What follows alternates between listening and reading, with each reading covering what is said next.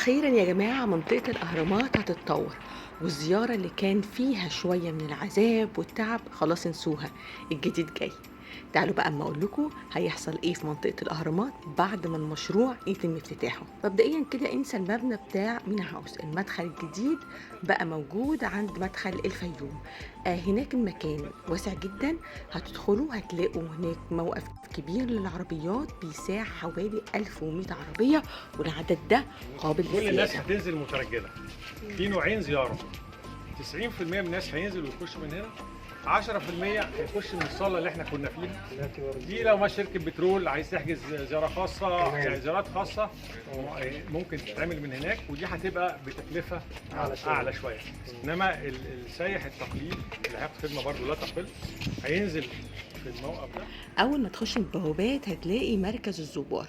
هناك هتقدر ان انت تقطع التذكرة بتاعتك الكترونيا وبكل لغات العالم. لو مش قادر تتعامل الكترونيا هتلاقي مكان اللي هو شبابيك مخصصة لحجز التذاكر، ومنهم شبابيك مخصصة لاخواتنا من ذوي القدرات الخاصة. بعد ما تحجز التذكرة بتاعتك هتدخل جوه. هتلاقي بوابات إلكترونية وأماكن للتفتيش. بعديها هتلاقي نفسك في المركز ده كأنه بيأهلك للزيارة بتاعة الأهرامات.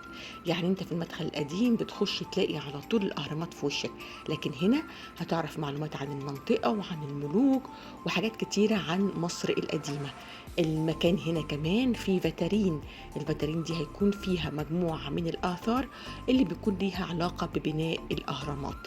هتلاقي كمان حمامات على أعلى مستوى. هيبقى فيه كمان قاعة سينما. القاعة مكيفة وفيها شاشة عرض وكراسي مريحة جدا، والسينما ليها تيكت خاص أو تذكرة خاصة بيها. نخرج بقى من المركز الزوار هنلاقي الباصات مستنيانا، أتوبيسات كبيرة وعلى أعلى مستوى مكيفة ومريحة جدا. هتاخد الباص وهتلاقي مكتوب عليه ال7 محطات اللي الباص هيبقى موجود فيهم أو هينزلك وياخدك منهم.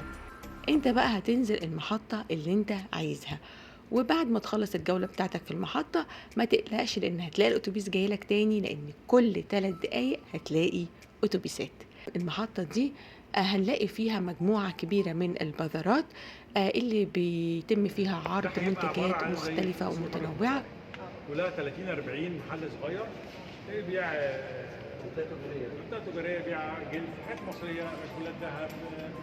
كل محطة فيها حمامات، وفيها رعاية صحية، إسعافات سريعة لا قدر الله اللي حصل له أي حاجة، واي تي ام ماشين، وكافيتريات ومطاعم تقدر ان انت تقعد وتستريح وتشرب حاجة، او ان انت تقعد من غير ما تشرب أي حاجة. على فكرة انت حر.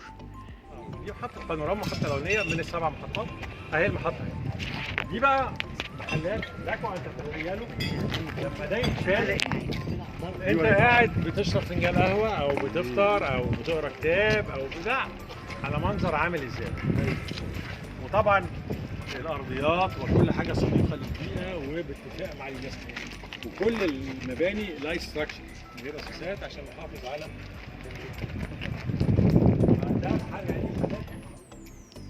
من محطة لمحطة هتبقى الرحلة بتاعتك سهلة ومريحة وفعلا آدمية وإنسانية ومحترمة. الكلام ده كان فين من زمان. التجربة اللي شفناها النهاردة في مسار الزيارة للأهرامات اللي اتغير فعلا لو اتحققت زي ما اتقال لنا هتبقى تجربة عظيمة جدا للمصريين وللأجانب وأي حد يزور الهرم.